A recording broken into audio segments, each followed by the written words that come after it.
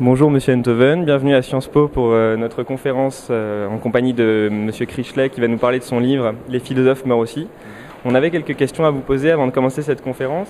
La première question c'est, Monsieur Crichelet commence en citant Montaigne et il cite un passage des essais, notamment le chapitre 20 qui s'appelle philosopher, c'est apprendre à mourir ». Que philosopher, c'est apprendre à mourir. Et moi, j'ai voulu rapprocher ça avec un livre de Luc Ferry qui est intitulé « Apprendre à vivre ». Et ce que je voulais vous demander, c'est alors finalement, philosopher, c'est apprendre à vivre ou c'est apprendre à mourir ? C'est la même chose, hein. C'est la même chose. On ne peut pas apprendre à vivre si on n'apprend pas à mourir. C'est-à-dire si, comme le dit Montaigne dans son chapitre, on n'est pas dans un voisinage constant avec la mort. C'est-à-dire si on est dans une position de divertissement par rapport à la mort et qu'on feint de ne pas la regarder, qu'on lui fait l'honneur de regarder ailleurs, alors on y pense tout le temps et on se gâche la vie. Si on l'a constamment sous les yeux, alors, dans ces conditions, on la dilue dans la compréhension que la vie ne s'arrête pas à la mienne. Et c'est le Montaigne stoïcien qui enseigne ça. De ce point de vue, je dois dire que la thèse de Montaigne est plus forte, je trouve, que l'hypothèse selon laquelle philosopher serait apprendre à vivre. Enfin, je parle de l'hypothèse ferriste, en l'occurrence. C'est un peu la vie ne vaut rien, rien ne vaut la vie, en fait.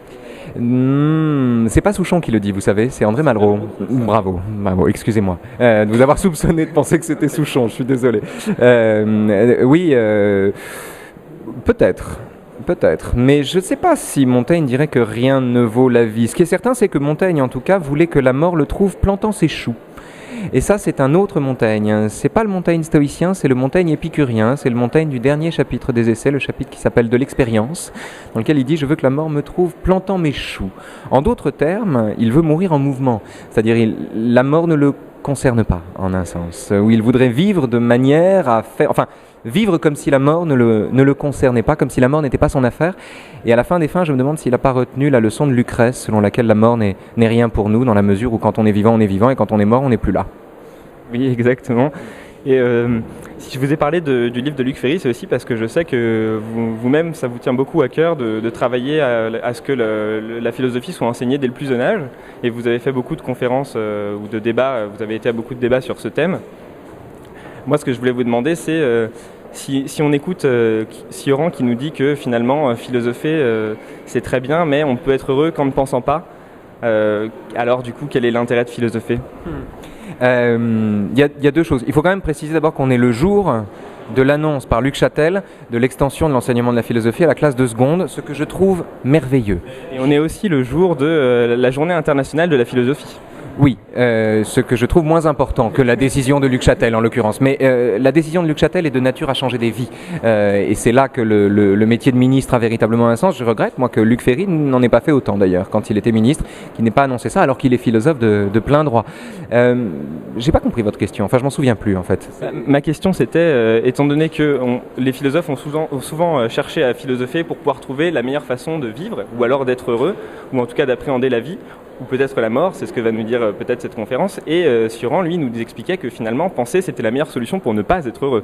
Et donc, voilà, la question, c'était de savoir ce que vous pensez un peu de cette réflexion de Sioran. Parce que Sioran, il y a deux choses ici chez Sioran. D'abord, il y a le fait que quand tout le travail de Sioran est d'acheminer la philosophie vers un destin poétique, c'est-à-dire vers une forme aphoristique. Sioran voulait finir en mots d'esprit dans des conversations de table. De ce point de vue, il a réussi d'ailleurs. Et Sioran est le même homme qui dit « toutes les eaux sont couleur de noyade, on se suicide toujours trop tard », etc. Ce qui est une façon de dire que puisqu'on est en vie, on va mourir, et donc se tuer parce qu'on a peur de mourir, c'est une tautologie, c'est un pléonasme. Donc il ne faut pas se suicider, ça c'est le premier point. Et le deuxième point, c'est que la philosophie, c'est pas seulement une affaire de pensée. C'est une affaire d'épiderme, c'est une affaire de cœur, de sensibilité, d'intuition, de finesse, de délicatesse.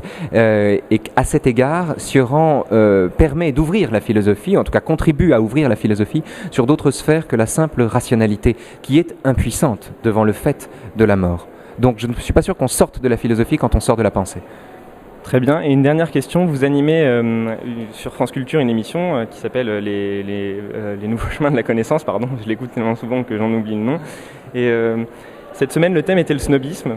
Et finalement, alors est-ce que philosopher et parler de la mort en philosophie, c'est pas un peu snob ? Écoutez, je ne sais pas. Non, puisqu'on est tous snobs. Le plus snob, c'est celui qui croit qu'il ne l'est pas, vous savez, et c'est celui qui se vante de ne pas l'être. C'est celui qui dit, c'est comme les gens qui appartiennent au cercle très étroit des gens ouverts, vous voyez. Ceux qui ont l'esprit ouvert, en général, constituent des cercles extrêmement fermés, d'où ils excluent tous ceux qui ont l'esprit moins ouvert qu'eux. Donc le snobisme appartient en partage à tout le monde et est l'apanage de chacun. Mais en revanche, parler de la mort, pour dire même qu'on ne peut rien en dire quand on fait de la philosophie, il me semble, snob ou pas, que c'est la vocation même du travail de philosophe. C'est-à-dire, la philosophie ne fait que poser les questions que tout le monde se pose. Mais oui, la philosophie ne fait que poser les questions que tout le monde se pose. Elle met des textes sur les questions que tout le monde se pose. Quiconque s'est demandé pourquoi vivre alors qu'il va mourir a là une porte d'entrée en philosophie et se donne les moyens peut-être de découvrir que la philosophie s'est déjà posé cette question avant lui. Snob ou pas, j'en sais rien, peut-être, sûrement d'ailleurs, mais nécessaire également. Eh bien, merci beaucoup, Monsieur Enthoven, d'être venu à Sciences Po pour nous parler de la mort ce soir, en espérant que vous pourrez le faire aussi longtemps que possible avec Monsieur Crichelet. Et donc, je vous souhaite une excellente conférence et à très bientôt, peut-être à Sciences Po. Au revoir.